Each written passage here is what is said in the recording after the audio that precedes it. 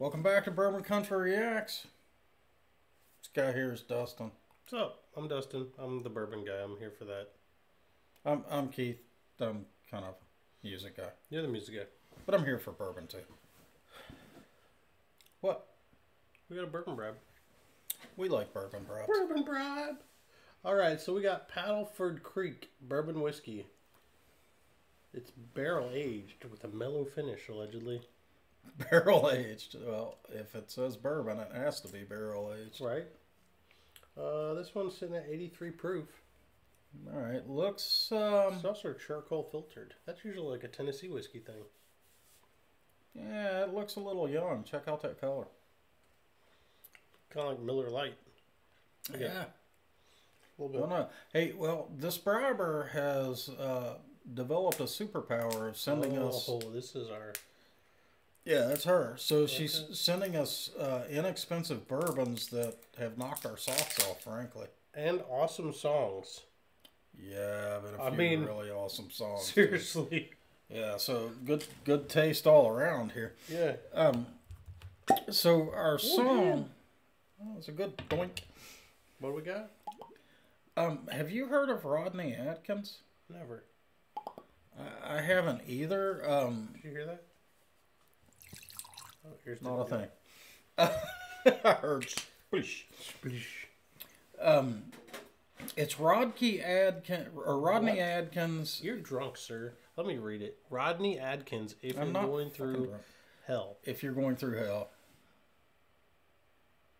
Yeah. Okay. I have no idea what to expect. I wonder if this is related to current events.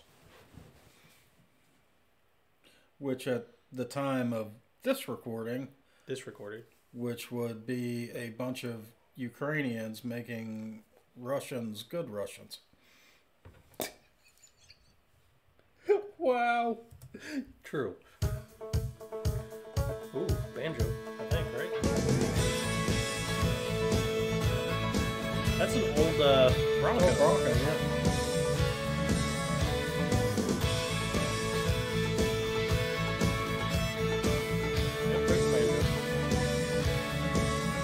Well, you know those times when you feel like there's a sign there on your back. Says I don't mind if you kick me. Seems like everybody has. Things go from bad to worse. You think they can't get worse than that, and then they do. You step off the straight and narrow and you don't know where you are. Alright. The cinematics with the lyrics are pissing me off. So, what? He's getting all pissed off because his car broke down, his cell phone don't work, blah, blah, blah. Okay. Use the needle of your compass to sew up your broken heart. Ask directions from a genie in a bottle of Jim Beam and she lies to you. That's when you learn the truth. If you're going through hell, keep on going, don't slow down. If you're scared, don't show it. You might get out, for the devil even knows you're there. Well, I've been deep down in that darkness. I've been down to my last match. Filled 100 different demons, breathing fire down my back. And I knew that if I stumbled, I'd fall right into the trap that they were laying. Yeah. But the good news is there's angels everywhere out on the street, holding out a hand to pull you back up on your feet. The ones that you've been dragging for so long, you're on your knees, you might as well be praying. Guess what I'm saying? If you're going through hell, keep on going, don't slow down. If you're scared, don't show it. You might get out, for the devil even knows you're there. Yeah, if you're going through hell, keep on moving, face that fire, walk right through it. You might get out, for the devil even knows you're there.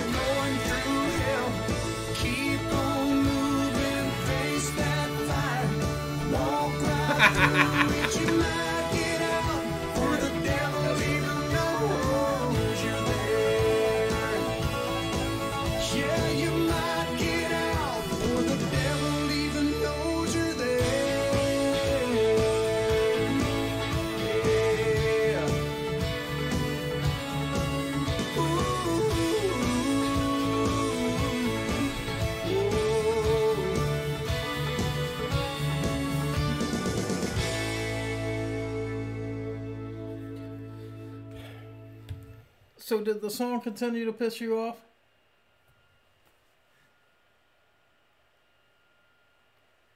Because it didn't me. It had its moments. It got better. This was a really inspirational tune, man.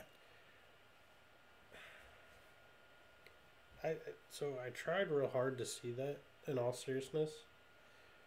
I just don't necessarily agree with the message. And here's why. Because I get the message. The message is, if you're going through hell, keep on going and you're going to get out of it. Right?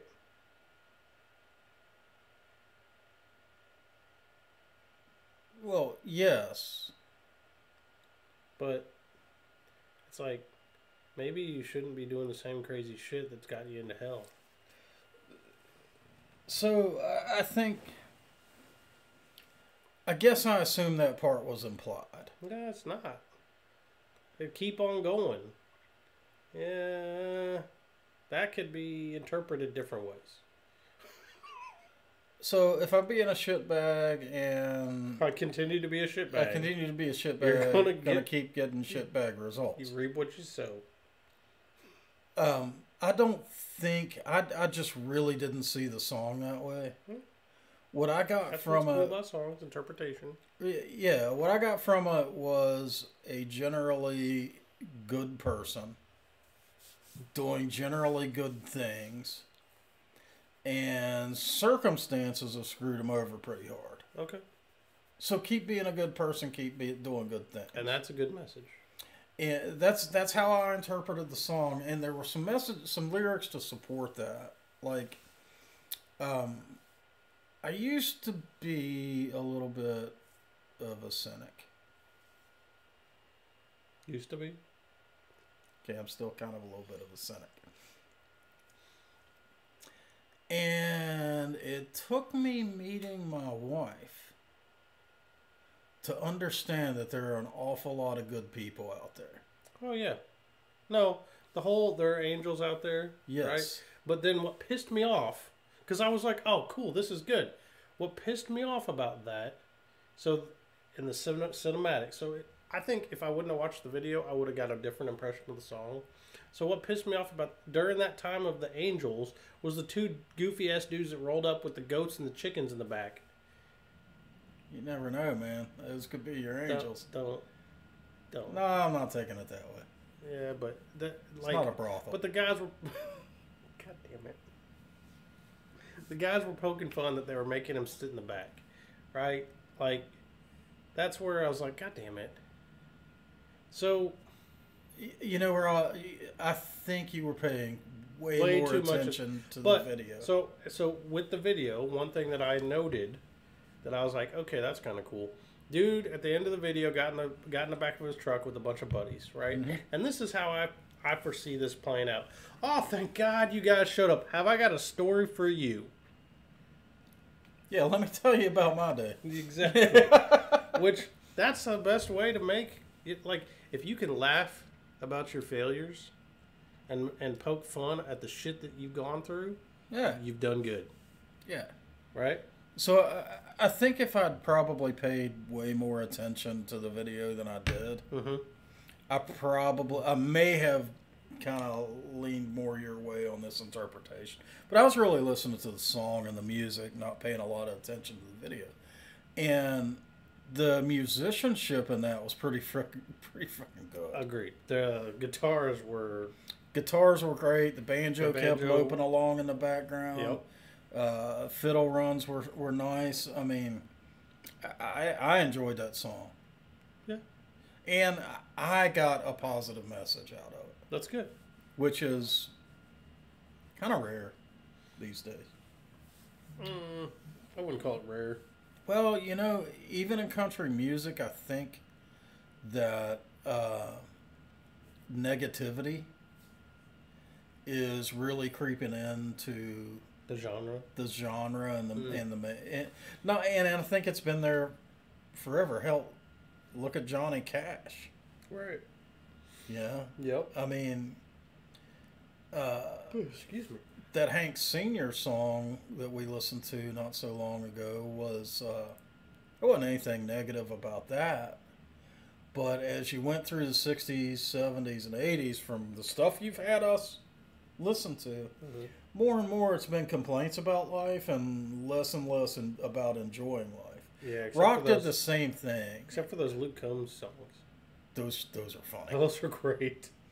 Rock kind of went through the same thing in that phase between the 80s and 90s when the Seattle scene came in and everybody wanted to stare at their shoes and whine about how everybody and everything sucks. Who's your favorite? It's Kurt Cobain, right? No, Courtney Love would be my favorite because it's largely assumed she scattered his brains against the wall. But, wait, did I say that out loud? What do you think about this bourbon? Great question. Well-timed question. I think this is a miss. Do you? From our bourbon superhero. So I don't get much of a nose at all. I'm not a big fan of this one. It's hot. There's not a ton of flavor. It's got sweetness and burn. I really can't disagree. I'm not sure I'm going to call it a miss, depending on what it costs. Well, let's find out. What's this called? But sweetness and burn is pretty much the full summary of the flavor profile. That's all you get. What did this cost? It's $22.99. So we've had $10 handles that are better than this. Better. Yes. So that's why I think it might be a miss. What? It's super simple, and if you want a super simple bourbon that is really just corn sweetness and burn and I can't even really taste oak in it. It's allegedly a bourbon out of Minnesota. Paddleford Creek Spirits Company. Produced and bottled by. This needs about 4 more years in the barrel. I wonder if there's an age statement. I don't remember seeing one. I don't care what it says. It needs 4 more years. If it's been in there for 2, it needs to be 6. If it's been in there for 4, it needs to be 8. Yeah. I can't disagree with that.